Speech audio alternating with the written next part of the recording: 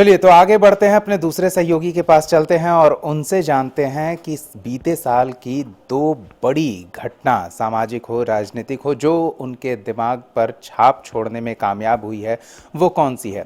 तो हमारे अगले सहयोगी हैं विजित मलिक जी, और इनसे जानते हैं कि इनके लिए दो बड़ी घटनाएं अभी तुरंत पूछें तो क्या दिमाग में आती है।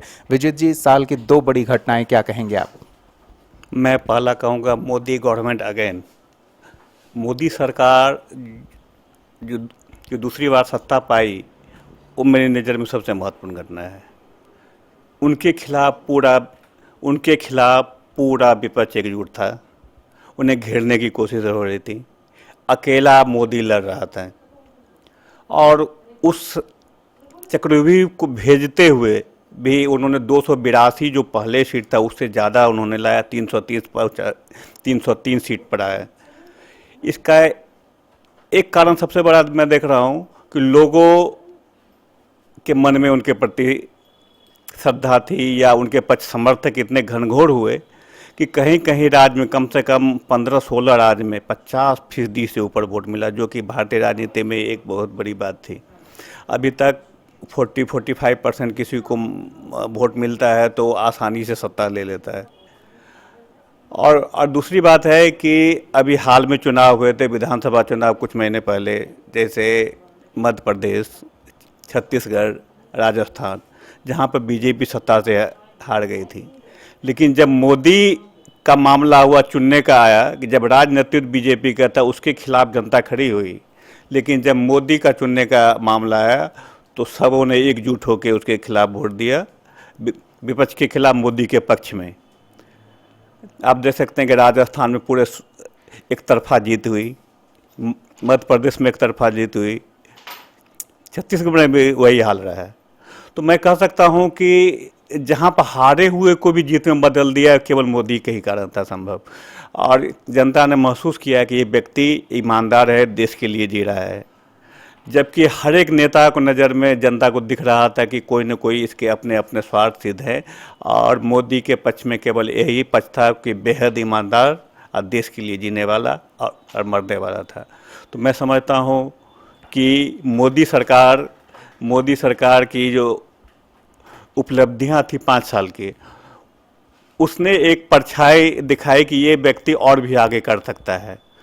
आप देख सकते हैं कि सत्ता में आने के बाद अभी 6 महीने में एक से एक बड़े डिसीजन लिए गए हैं, जो कि कोई सोच नहीं सकता था राजनीतिक रूप में। जैसे जम्मू कश्मीर का हो, 370 का मामला हो, 3 तलाक का मामला हो, नागरिकता कानून हो, अयोध्या में राम मंदिर हो, हर एक मामला में बीजेपी सरकार ने एक ऐतिहासिक फैसला लिया। जैसे राम मंदिर तो सुप्रीम कोर्ट के ही मतलब फैसले से हो रहा है, लेकिन कहीं न कहीं इसके पीछे केंद्र सरकार की योजना तो थी। तो मैं मानता हूं कि मोदी सरकार का फिर से आना ये देश हित में था, और जनता आज भी उसे शिद्दत से महसूस कर रही है कि ये मोदी को मैं छोड़ना नहीं चाहता हूं। हमें लग रहा है कि ये डिसीजन से और भी आगे जो चुनाव आने वाला है, आम चुनाव, उसमें फिर मोदी आएंगे, ऐसा मुझे महसूस हो रहा है। तो जब मोदी को लेकर लोगों में इतना विश्वास है, मोदी पर इतना भरोसा है कि निर्णायक सरकार है, फैसले लेने में संकोच नहीं करती, फिर राज्यों में ऐसी स्थिति क्यों लगती है, क्या हो गया। मुझे ऐसा लग रहा है कि राज्य नेतृत्व की कमी यहाँ साफ दिख रही है। एक जो मुख्यमंत्री पद पर हैं या जो राज्य का नेतृत्व कर रहे हैं, तो एक नारा भी उछलता है कि मोदी से बैर नहीं, लेकिन बीजेपी के जो राजनीतिक उसका खैर नहीं, ऐसा चल रहा है। और ये हर एक जगह दिखने में आया है कि राजनीतिक से नाराज़गी है, एंटी इनकम्बेंसी फैक्टर भी काम कर रहा था। और दूसरी बात है कि लोकसभा और विधानसभा चुनाव का पैटर्न भी अलग अलग मुद्दों पर होता है। वहाँ मोदी को चुनना है या मोदी को नहीं चुनना है, ये मैटर है। राज्य में दिख रहा है कि छोटे छोटे मुद्दे होते हैं जो लोकल लेवल पर वोटर को गोलबंद किया जाता है। उसी मुद्दे पर मुझे लग रहा है कि बीजेपी ने मात खाई है कुछ मामले में। कुछ राजनीतिक का अहंकार, सीट शेयरिंग या कैंडिडेट को सही कैंडिडेट नहीं चुनना, ये हार के मुख्य कारण रहे हैं। लेकिन इससे मुझे लग रहा है कि बीजेपी सबक सीखेगी, क्योंकि ये विचारधारा पर केंद्रित एक पार्टी है।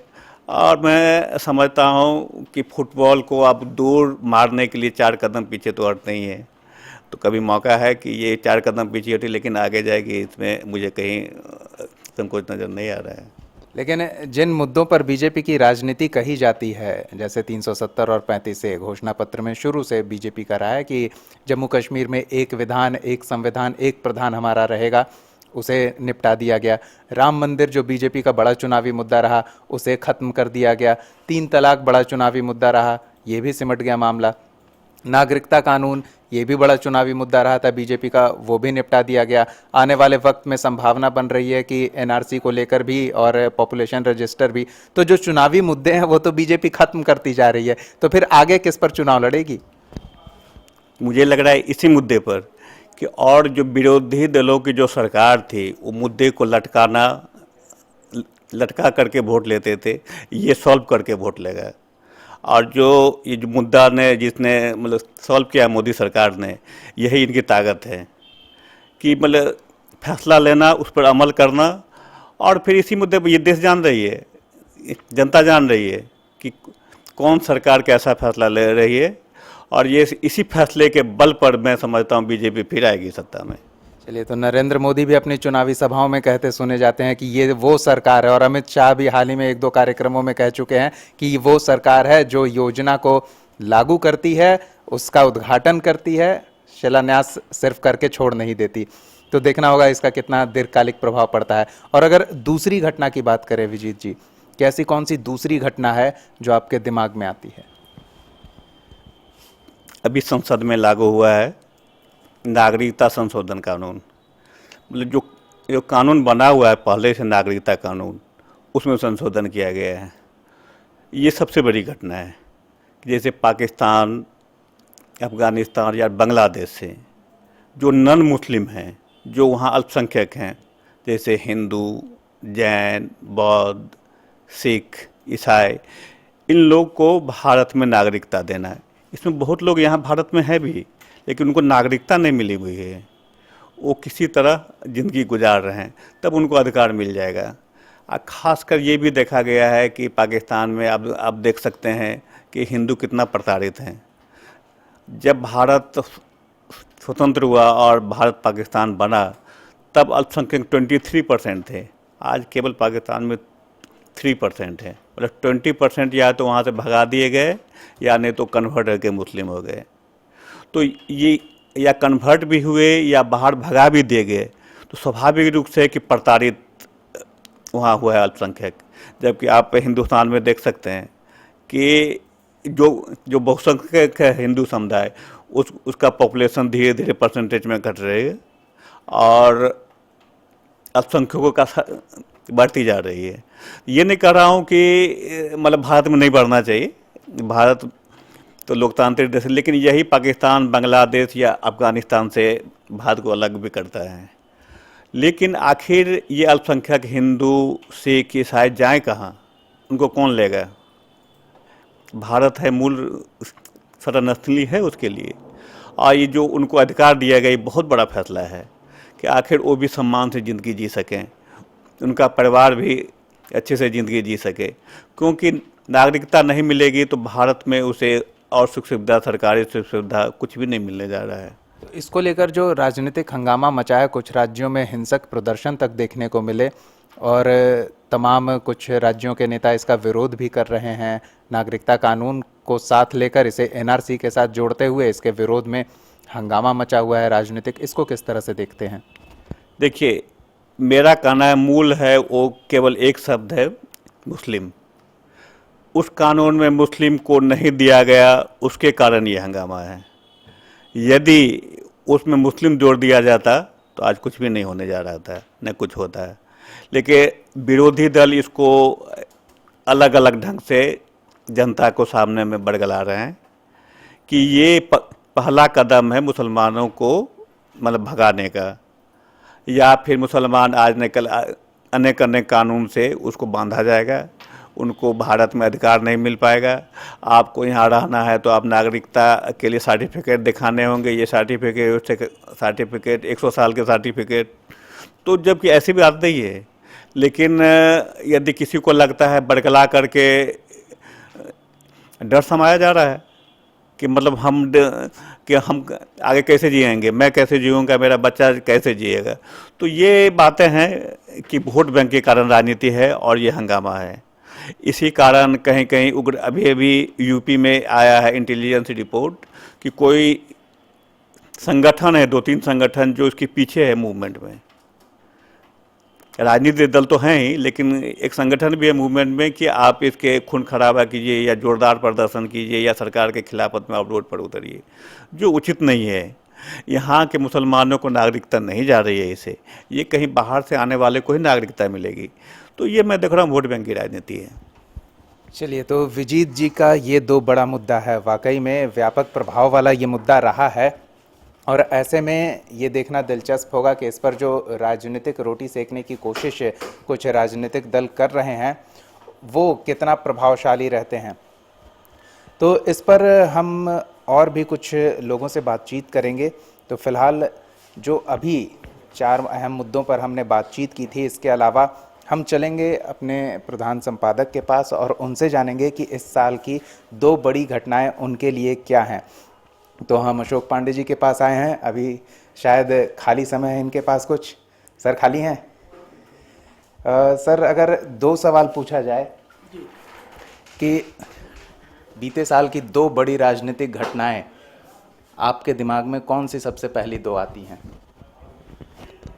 सबसे पहली घटना है, मुझे ऐसा लगता है, सीडीएस का चयन, और दूसरी घटना के तौर पर मैं कहूँगा भारत का बालाकोट आक्रमण। तो ये 2 एक्सट्रीम एंड आपने चुन लिया, एक अभी जो तुरंत फैसला हुआ है और एक जो साल के शुरुआत में घटना हुई थी। तो शुरू से शुरू करते हैं, बालाकोट एयर स्ट्राइक की बात करते हैं। ये घटना आपके दिमाग में सबसे पहले पूछे जाने पर क्यों स्ट्राइक करती है? किस तरह से देखते हैं पूरे घटनाक्रम को? वो यूँ कि भारत हमेशा से अहिंसा का पुजारी रहा है। भारत की नीति हमेशा यही रही है कि पहले किसी पर हमला नहीं करेंगे, किसी की ज़मीन दखल नहीं करेंगे, और इस नीति के वजह से भारत को कई जगह काफ़ी नुकसान झेलना पड़ा है। चीन हमारी हज़ारों वर्ग मील ज़मीन दखल कर चुका है, और पाकिस्तान की ओर से लगातार देखा जा रहा था कि पाकिस्तान की ओर से आतंकवादियों को, तो अपनी नीति यही रही है कि हम किसी पर हमला नहीं करेंगे, किसी की ज़मीन दखल नहीं करेंगे। लेकिन भारत की इन नीतियों की वजह से देखा जाता रहा है कि अतीत में पड़ोसी पाकिस्तान और चीन की ओर से लगातार हम पे हमले किए जाते रहे। पाकिस्तान तो परोक्ष रूप से युद्ध करता रहा है, और देखा यह जाता है कि अपने प्रशिक्षित आतंकवादियों को हमारी सीमाओं में दाखिल कराता रहता है। नतीजा ये हुआ कि हमारे यहाँ लगातार सैनिकों को आत्माहुति देनी पड़ती है और हम चुपचाप बैठे रह जाते हैं। इन चीज़ों से इतर मोदी सरकार ने एक साहसिक फैसला लिया और पाकिस्तान की सीमा में घुसकर मारने की जो नरेंद्र मोदी कहा करते थे बात, उसको उन्होंने साबित कर दिखाया। अंततोगत्वा ये तय हुआ कि भारत में जो पुलवामा हमला हुआ आतंकवादियों का, उसके जवाब में हम पाकिस्तान की सीमा में दाखिल होकर एयर स्ट्राइक करेंगे, और वही हुआ। एयर स्ट्राइक के जरिए हमने पाकिस्तान अधिकृत कश्मीर के बालाकोट में जो हमला किया, वहाँ मौजूद सारे आतंकी ठिकानों को नष्ट कर दिया गया, और पूरी दुनिया को एक संदेश गया इस घटना से कि भारत रिएक्ट भी करना जानता है। सबसे पहली बात मुझे अच्छी लगी कि भारत सरकार ने ये जाहिर कर दिया कि offence is the best way of defence. अगर अपनी रक्षा करनी है तो पहले अपने रवैये में बदलाव करो, और अब सुरक्षात्मक नहीं आक्रामक रवैया अपनाना होगा। ये कम से कम पाकिस्तान और चीन जैसे पड़ोसियों के लिए एक करारा थप्पड़ था भारत की ओर से, और मुझे लगता है कि इससे आतंकवादी गतिविधियों में ज़रूर कमी आएगी। इसलिए इस घटना को मैं सबसे अहम मानता हूँ। और इस घटना ने एक तरह से वैश्विक मंच पर भारत को एक महत्वपूर्ण शक्ति के तौर पर भी स्थापित किया, ये भी खास रहेगा। इसको किस तरह से देखते हैं? अंतर्राष्ट्रीय मंच भी खामोश रहा भारत के इस बड़े स्ट्राइक पर, जबकि इससे पहले कोई छिटपुट घटना भी हो जाए तो अंतर्राष्ट्रीय मंच भारत पर अतिरिक्त दबाव बनाने की कोशिश करता है। कई प्रतिबंधों को भारत अपने हित में किए गए कामों की वजह से झेल चुका है। अपनी नीतियों में बदलाव करके भारत ने यह दुनिया को संदेश दे दिया कि एक छोटा सा देश इजराइल अगर अपनी सुरक्षा मुकम्मल कर सकता है, अपनी सुरक्षा व्यवस्था को पुख्ता रख सकता है, तो हम इतने बड़े देश होकर रोज़ रोज़ मार खाते रहेंगे और अपनी शिकायत दूसरों से करते रहेंगे, ये अच्छी बात नहीं है। मुझे लगता है कि शायद भारत सरकार की ये सोच बहुत बेहतर काम की और यही वजह है कि आज अमेरिका और रूस जैसी बड़ी शक्तियां भी भारत की इस सोच की कायल बन गई हैं और मुझे लगता है कि आने वाले दिनों में हम वैश्विक मंच पर और मजबूत होकर उभरेंगे। चलिए अब दूसरी बात कर लेते हैं। वैश्विक मंच पर मजबूती के तौर पर उभरने में इस घटना का जितना अहम योगदान है, इसमें सेना की भूमिका को नज़रअंदाज नहीं किया जा सकता। तो सेना से जुड़ी ही आपकी दूसरी घटना है जो आपको तुरंत याद आती है, सीडीएस की। और अब नए सीडीएस जनरल विपिन रावत होंगे तो नाम भी स्पष्ट है। इसके बारे में क्या कहेंगे और किस तरह से देखते हैं सरकार के इस फैसले को? 243 साल बाद हम इस मुकाम पर पहुँचे कि भारतीय सेना की जितने विंग्स हैं उस सेना को एक नायक मिला, क्योंकि 1776 में मिलिट्री डिपार्टमेंट नाम से अपने यहाँ सेना का गठन हुआ था, अंग्रेज़ों ने किया था। उसके बाद 1947 में जब देश को आज़ादी मिली तो उसको मिनिस्ट्री ऑफ डिफेंस का नाम दिया गया और बाकायदा रक्षा मंत्रालय के तहत स्थल सेना, वायुसेना और जल सेना को रखा गया। इसके अलावा तटरक्षक वाहिनी, कोस्ट गार्ड को भी शामिल किया गया। इन 4 विंग्स को रख के देश की सुरक्षा मुकम्मल करने की व्यवस्था की गई। लेकिन दिक्कत ये थी कि इन चारों विंग्स का कोई एक इकलौता हेड नहीं हुआ करता था। नतीजा ये है कि इन चारों विंग्स की जो भी शिकायतें होती थी या सरकार से जो गुजारिश करनी होती थी, उसके लिए इन्हें उस विभाग के, उस मंत्रालय के सचिव से मुलाकात करनी होती थी और सचिव तक बात पहुंचने और सचिव के मंत्री तक बात पहुंचाने के बीच का जो वक्त होता था वो इतना लंबा टनता था कि कभी कभी देखा गया कि 5-5 साल तक सरकारें आईं और चली गईं, लेकिन वो फाइल वहीं की वहीं पड़ी रह गई। इसलिए कि जो सचिव पद पर जो लोग होते हैं वो एक्चुअली सेना के लोग नहीं होते हैं, वो सिविलियन होते हैं। वो आईएएस या कोई सीनियर आईपीएस को बैठाया जाता है। नतीजा ये होता है कि वो युद्ध क्षेत्र की बारीकियों को या सेना की कमजोरियों को, मजबूरियों को नहीं समझ पाते थे। इसीलिए ये कारगिल युद्ध के समय ही जब हम लगातार पिट रहे थे, मोर्चे पर जब हम पिट रहे थे, तो वाजपेयी सरकार ने ही ये तय किया था कि इस युद्ध के बाद हमारा एक चीफ ऑफ कंबाइंड डिफेंस होगा, जिसको सीडीएस कहा जा रहा है। लेकिन उसके बाद पता नहीं किन किन कारणों से फिर उस पर बात नहीं बन सकी।